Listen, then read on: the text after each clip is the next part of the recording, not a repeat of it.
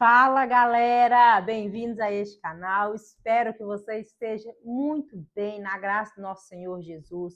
E esse é o nosso último vídeo da série da doutrina elementar de Cristo Jesus, lá em Hebreu 6. Então, assim, eu te aconselho a assistir todos os vídeos, né? O último vídeo foi o meu pai, o pastor Altair, que trouxe aqui um ensino muito poderoso para nós. Eu te aconselho a assistir todos, para que você tenha aí uma visão mais completa. E isso aqui é só uma introdução, é só um gostinho. Só para te estimular e te incentivar a se debruçar na infinitude que é o conhecimento de Deus e que isso é poderoso demais. Então, sem mais delongas, pega aí a sua Bíblia e vamos comer esse rolo juntos. Hebreus 6, 1 ao 3. Por isso, deixando os princípios elementares da doutrina de Cristo, avancemos para o que é perfeito, não lançando de novo a base do arrependimento de obras mortas e da fé em Deus, o ensino de batismos e da imposição de mãos, a ressurreição dos mortos e do juízo eterno. Isso faremos se Deus o permitir. Então, hoje nós vamos falar da nossa última doutrina, que é o juízo eterno. Galera, isso aqui vai ser só assim uma visão panorâmica. Eu vou colocar na descrição aqui as referências, né? Uma mini apostilazinha para você poder fazer aí os seus próprios estudos. Seja como os bereanos, cheque tudo na palavra de Deus. E se falamos algo aqui que não vem desse livro aqui, cancela, em nome de Jesus. Mas por que juízo eterno? Cara, primeira coisa aqui, juízo eterno. O que for decidido nesse dia será eterno. Não cabe mais recurso, não tem jurisprudência, não tem mais nenhum tipo de recurso. Está decidido aqui, essa decisão ela vai estar em vigor por toda a eternidade. Ela é imutável. Por isso do nome juízo eterno. Isso é muito importante. Como nós já dissemos, acho que foi meu pai que disse. Quando fala aqui de juízo eterno, não está se falando sobre determinar se você vai ser salvo ou não, né? Juízo sobre salvação. Gente, salvação se define aqui em terra. Você precisa confessar Cristo como seu Senhor e Salvador e entregar a sua vida para Ele aqui em terra. Né? Lá em Marcos vai dizer, lá em João vai dizer, depois João de novo, né? Aquele que crê em mim está salvo, pois aquele que não crer já está condenado. Então, os julgamentos para definir se vai estar salvo ou não se dão aqui na terra. Se você faleceu, descansou e abriu os seus olhos e você está de frente ali com aquela placona, juízo eterno, primeira ressurreição, quer dizer que você vai receber agora o seu galardão. Porque o juízo eterno, ele vai se dar tanto para nós que somos justificados, salvos, para galardão, quanto para esses que não foram salvos, que já estão condenados para a sua condenação, para o seu recebimento da sua pena. E esses dois julgamentos, eles vão se dar em momentos distintos. Deus não julga justo com ímpio, tá? Deus ele não coloca todo mundo no mesmo pacote. Primeiro, aqueles que foram salvos vão ressuscitar dos mortos para receberem o seu galardão. Depois disso, nós vamos reinar por 1000 anos, a gente chama isso de milênio, é assunto para um outro vídeo, mas é milênio, né? 1000 anos reinando aqui na Terra com Cristo.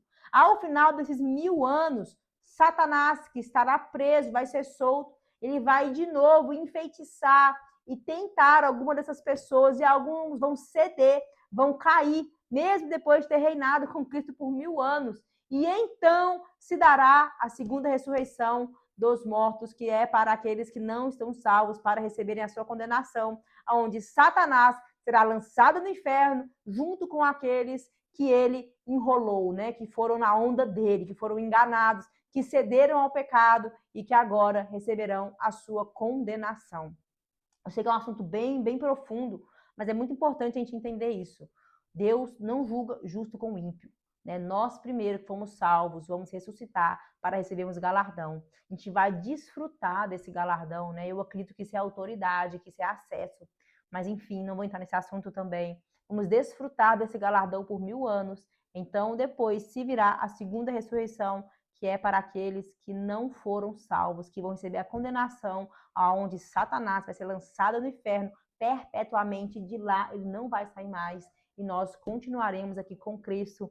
E aí a coisa se desenrola, tá bom? Eu sei que é bem assim, resumão, mas é por aí, é para você entender que tem coisa demais que a gente ainda tem que descobrir, estudar e crescer na revelação, e tem muitas outras coisas que nós só vamos descobrir mesmo quando chegar a hora. Vamos lá. Toda obra será julgada, né? Fundamentos aqui. Toda obra será julgada. Haverá julgamento de boa ou má obra. E todos os homens terão que prestar conta a Deus de forma individual. Cara, aquela história, né? Lembra da faculdade ou da escola que tinha aquele trabalho em grupo, que só uma pessoa fazia tudo e todo mundo ficava com a pontuação máxima, né? Porque aquele cara era o nerd. Acabou, tá? Deus agora ele tem metodologia para julgamento, onde ele consegue ver a atuação de cada um de forma individual. Então, se você faz parte de um ministério, né, falando aqui agora do coletivo, e o seu ministério está indo muito bem, glória a Deus por isso. Mas se ele não está indo bem, se você não está prestando ali o seu serviço de forma excelente, o seu galardão vai ser julgado de acordo com a sua obra pessoal ali, não com o resultado do todo, tá bom? Então, nós vamos ter que prestar contas de forma individual para o Senhor. O tempo determinado é depois da morte, né? É logo ali depois da ressurreição dos mortos, quando a gente recebe o nosso galardão.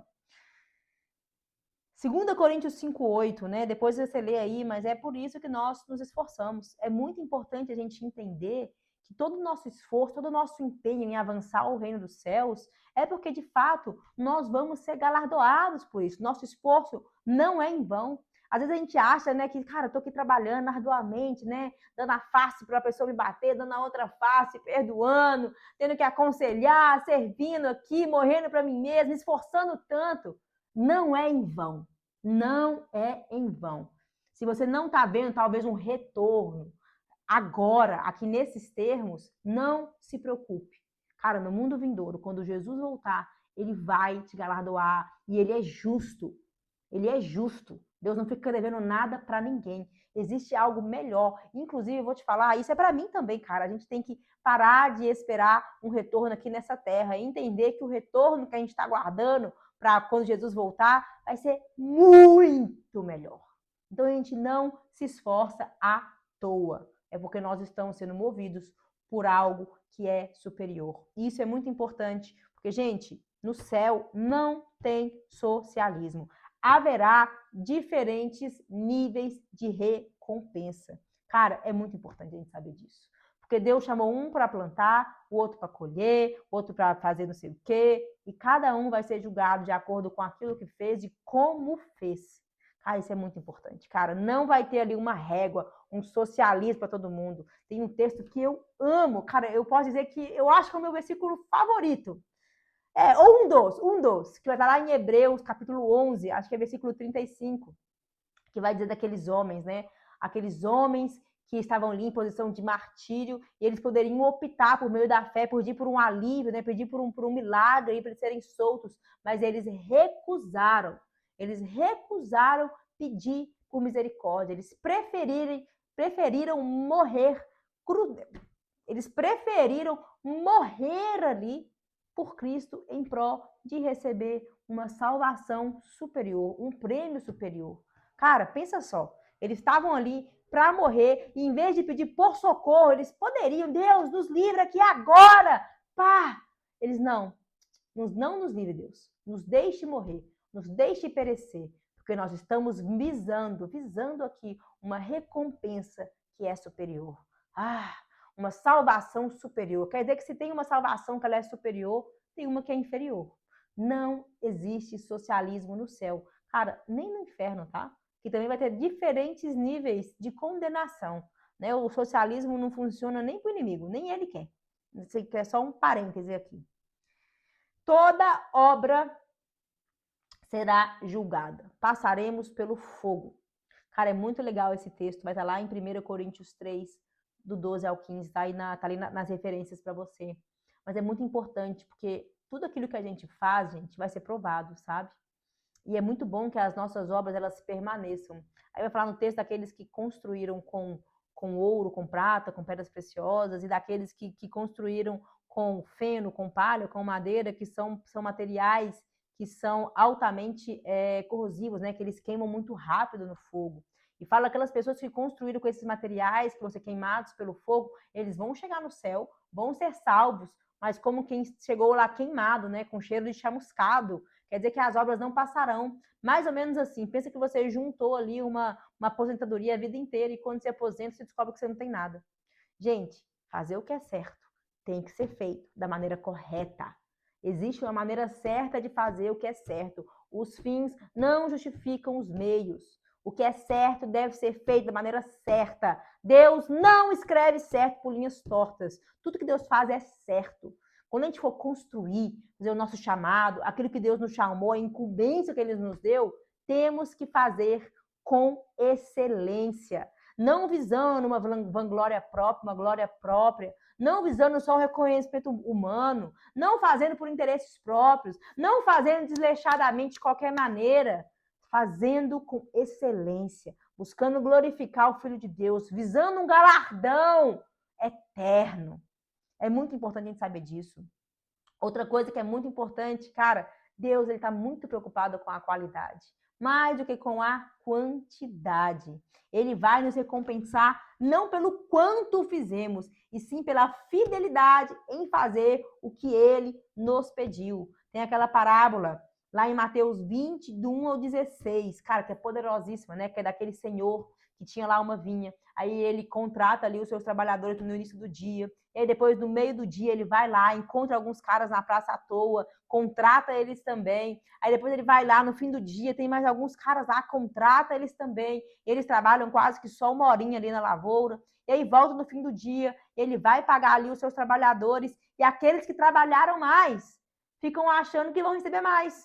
Mas acaba que eles recebem a mesma quantidade de todos os trabalhadores, mesmo daqueles que trabalharam pouco. E eles falam, poxa, como assim? Eu trabalhei mais, eu deveria ganhar mais. E eles questionam o Senhor. E o Senhor fala com eles, olha aqui, eu não te contratei, falei que ia te pagar um denário, eu não estou aqui te pagando um denário, então eu estou sendo justo com você, eu estou cumprindo a minha palavra. E se eu quero pagar para esse daqui um denário também, o que você tem a ver com isso? O dinheiro não é meu?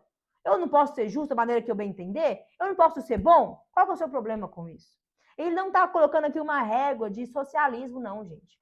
Ele está falando que a gente tem que ser fiel para fazer aquilo que Deus nos chama. Se Deus te chamou para trabalhar 10 horas, seja fiel trabalhando às 10 horas. Se Deus só te chamou para trabalhar 2 horas no fim de semana, só naquele culto ali, dando o seu melhor, servindo naquele culto, sirva essas 2 horas com total excelência. O que a gente não pode é querer ficar comparando o serviço com um do outro. Não se compare com ninguém. Deus está de olho no seu serviço e o julgamento dele vai ser individual. Naquele dia, não vai adiantar querer chegar para Deus e falar assim: ah, Senhor, eu não fiz aquilo porque aquele cara me atrapalhou. Ah, Senhor, eu fiz muito mais do que aquele outro. Não tem argumentação com o nosso Senhor. Ele é justo juiz, ele vê tudo, ele sabe de tudo. Ele vê até aquilo que a gente não vê no nosso próprio coração. Então, Deus está vendo qualidade, seja fiel naquilo que Deus te chamou. Outra coisa que é muito importante saber é que Deus, ele nunca vai colocar um fardo sobre nós que a gente não pode suportar. Tudo aquilo que Deus nos chama para fazer é de acordo com as nossas capacidades, que inclusive foi ele mesmo que nos deu. Deus, ele sabe, ele nos conhece, ele é o nosso criador, ele conhece o nosso manual, ele sabe como é que a gente funciona. Deus, quando ele chama aqueles caras ali, né, é a parábola dos talentos, né? Para um ele entrega 5 talentos, para outro 4 talentos e para outro um só talento, cada um de acordo com a sua capacidade. E aí, o que tinha 5 talentos, multiplicou em 100%, né? Produziu agora 10 talentos. Aí ele ouve do seu senhor: servo bom e fiel, entra para o gozo do teu senhor. O que tinha 4 talentos também multiplicou em 100% e ouviu a mesma coisa: servo bom e fiel, entra pro gozo do teu Senhor. Cara, olha que bênção isso. Mas aquele servo que recebeu apenas um talentinho, Deus fala com ele assim. Aí ele fala pro Senhor, né? Desculpa, viajei aqui. Ele fala pro Senhor assim: bom, Senhor, eu sabia que você era um homem bravo e etc. Então eu peguei e escondi o seu talento aqui debaixo e agora eu tô te entregando ele aqui, ó, um talentinho, sem nenhum acréscimozinho de juros. Aí o Senhor fica bravo. Servo mau, desobediente. Se tivesse colocado no banco esse talento aqui, ele tinha pelo menos rendido juros. Nem isso você fez. Agora ele pega e lança esse servo infiel. Ele foi infiel, ele foi incrédulo ali. E joga ele no inferno, gente. A verdade é essa, jogou ele no inferno. Quer dizer que jogou ele no inferno porque ele foi um desobediente.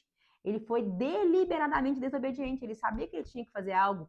Isso também vem a partir de uma revelação deturpada que ele tinha acerca do Senhor e acerca dele mesmo. Porque toda vez que nós temos uma revelação de Deus correta, isso vai gerar em nós uma revelação de nós mesmos. Quando eu entendo que Deus é bom, que ele me confiou isso, eu tenho a total convicção e revelação de que eu tenho capacidade para fazê-lo. Mas quando eu tenho uma revelação deturpada, errada, ele é um senhor mau, é uma revelação errada, né, corrompida ali, errada, deturpada. Ele também tinha uma revelação deturpada dele mesmo. Eu não tenho condição de gerenciar esse um talento.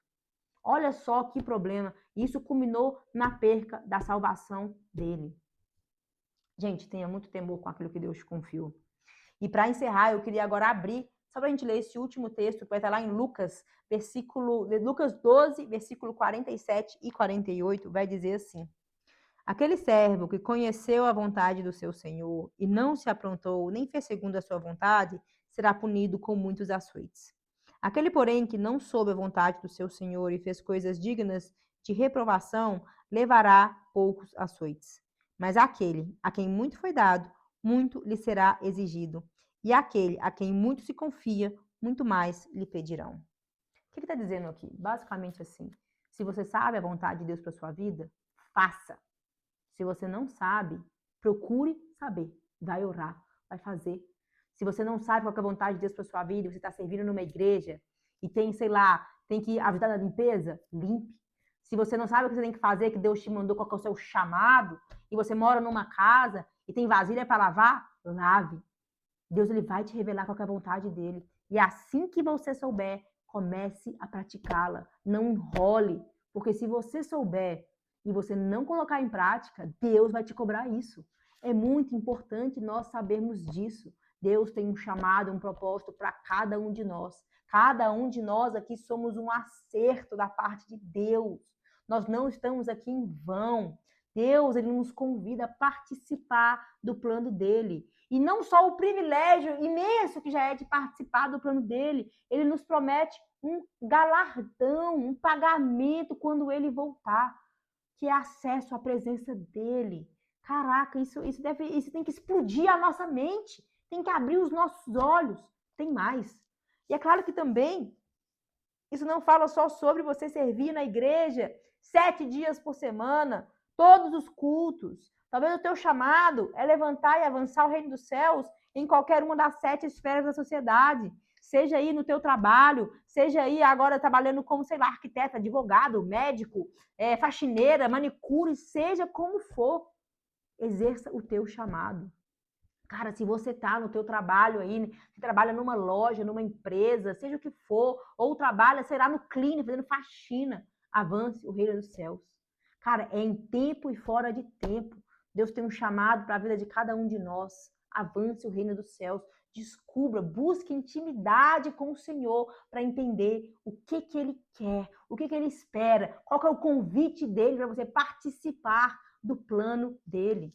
E por isso que é tão importante nós termos esses fundamentos que são a base. Cara, se você construir uma casa, se você entende o mínimo de construção, nós sabemos que o fundamento, a base, é o mais importante. É a base que vai determinar o quão alto essa estrutura, esse edifício pode chegar. Trabalhe na base, faça aqui o básico, porque Deus ele vai te revelar aquilo que Ele espera de você. Ele é um Deus bom. Ele te deu capacidades para gerir talentos, para fazer algo com Ele. Ele nem é um chefe que só manda e não vai junto. Ele manda o poder capacitador com você. Ele é perfeito, gente. Ele é perfeito. Olha, eu sei que é muita coisa, é muita palavra. Foi só um resumo assim bem geral mesmo Eu vou colocar aqui para vocês as referências. Ainda assim, as referências tem muito mais que vocês podem estudar. Mas mais do que estudar e ter um conhecimento teológico, cresça na sua revelação acerca de quem Deus é. Cresça nos seus fundamentos. Coma o rolo sem medidas. Coma mesmo, pode comer. É que nem quando vem a dieta, a lei da nutricionista, ela fala assim, lá no final, salada à vontade. Gente, Bíblia à vontade. Coma Bíblia à vontade. Esse livro é poderoso. Ele é maravilhoso. Ele é lindo. E vai te ajudar na sua caminhada. Então é isso. Vai ter mais vídeos depois, mas eu achei muito importante falar sobre esses fundamentos, que eles foram tão impactantes para mim. Eu tenho certeza que vai ser para todo cristão, porque essas palavras não são minhas, né? Elas são de Jesus. Então, espero que você tenha sido abençoado. E a gente se vê na próxima. Que Deus te abençoe.